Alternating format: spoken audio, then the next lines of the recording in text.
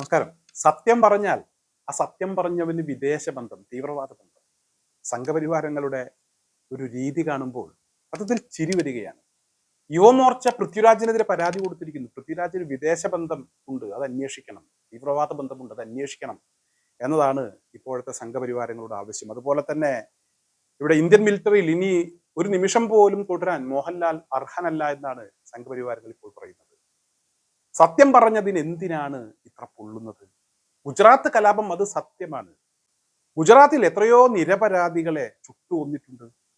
പൂർണ്ണ ഗർഭിണികളായിട്ടുള്ള സ്ത്രീകളുടെ ഉദരത്തിൽ ശൂലം കയറ്റി ഗർഭസ്ഥ ശിശുവിനെ ആ ശൂലത്തിൽ കുത്തിപ്പിടിച്ചുകൊണ്ട് ആഹ്ലാദ നൃത്തമാടിയിട്ടില്ലേ? എത്രയോ സംഭവങ്ങൾ, എത്രയോ ആളുകളെ കത്തിച്ച് നിങ്ങൾ കൊലപ്പെടുത്തിയിട്ടുണ്ട്. എത്ര വലിയ ക്രൂരതയാണ് ഗുജറാത്തിൽ ഉണ്ടായത്.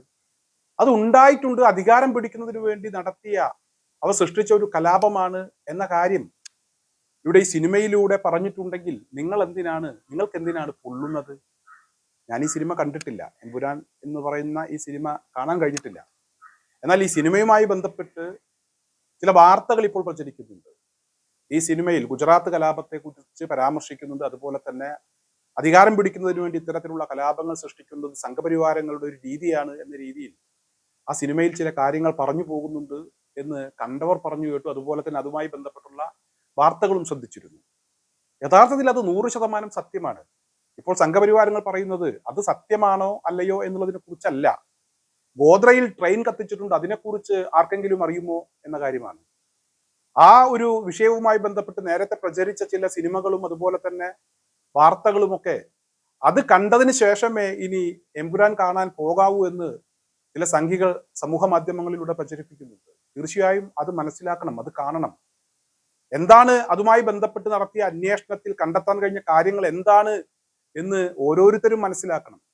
കലാപമുണ്ടാക്കി അതിന്റെ മറവിൽ അധികാരം പിടിക്കുക എന്നുള്ളത് സംഘപരിവാരങ്ങളുടെ ഒരു ലക്ഷ്യമാണ്.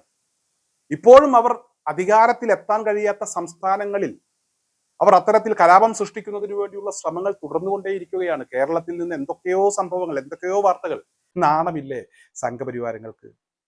ഇന്നലെ വരെ മോഹൻലാലിന്റെ സിനിമകളെയും മോഹൻലാലിനെയും ഒക്കെ പൊക്കി പറഞ്ഞ് നടന്നിരുന്ന ആളുകളാണ്. മോഹൻലാലിനെ പൊക്കി പറയുന്നു, അതോടൊപ്പം തന്നെ മമ്മൂട്ടിയുടെ പേര്, മമ്മൂട്ടി ഒരു മുസ്ലിം ആണല്ലോ, മമ്മൂട്ടിയെ ഇങ്ങനെ ഇകഴ്ത്തി കാണിക്കുന്നതിന് വേണ്ടിയും അവർ ശ്രമിച്ചിരുന്നു. എന്നാൽ ഇപ്പോൾ മോഹൻലാലിനെ കുറ്റം പറയുന്നു, പൃഥ്വിരാജിനെ കുറ്റം പറയുന്നു, പൃഥ്വിരാജിന്റെ വിദേശ ബന്ധം അന്വേഷിക്കണം എന്ന് പറയുന്നു. സത്യം പറഞ്ഞതിനാണ് സംഘികൾക്ക് ഇങ്ങനെ പൊള്ളുന്നത്. ഗുജറാത്ത് കലാപം അത് സത്യമാണ്. ഗുജറാത്തിൽ കലാപം ഉണ്ടാക്കിയതിന്റെ ഭാഗമായി തന്നെയാണ് ഇവിടെ പലരും അധികാരത്തിലെത്തിയത്. അധികാരം നിലനിർത്തുന്നതിന് വേണ്ടി കലാപം തന്നെയാണ് ഇക്കൂട്ടരുടെ എല്ലാ കാലത്തെയും ഒരു രീതി. അതവർ പല സ്ഥലങ്ങളിലും അവർ പരീക്ഷിച്ചിട്ടുണ്ട്, അത് വിജയിച്ചിട്ടുമുണ്ട്.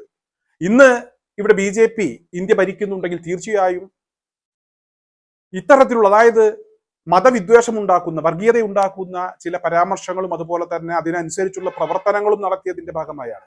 UP നിന്നും എന്തൊക്കെ വാർത്തകളാണ് ഈ കഴിഞ്ഞ ദിവസങ്ങളിൽ നമ്മളൊക്കെ കേട്ടത്? ഹോളി ആഘോഷവുമായി ബന്ധപ്പെട്ട് മുസ്ലിം പള്ളികൾ ഇവിടെ ടാർപോളിനിട്ട് മൂടുന്നു, മുസ്ലിങ്ങൾ പുറത്തിറങ്ങാൻ പാടില്ല എന്ന് പറയുന്നു.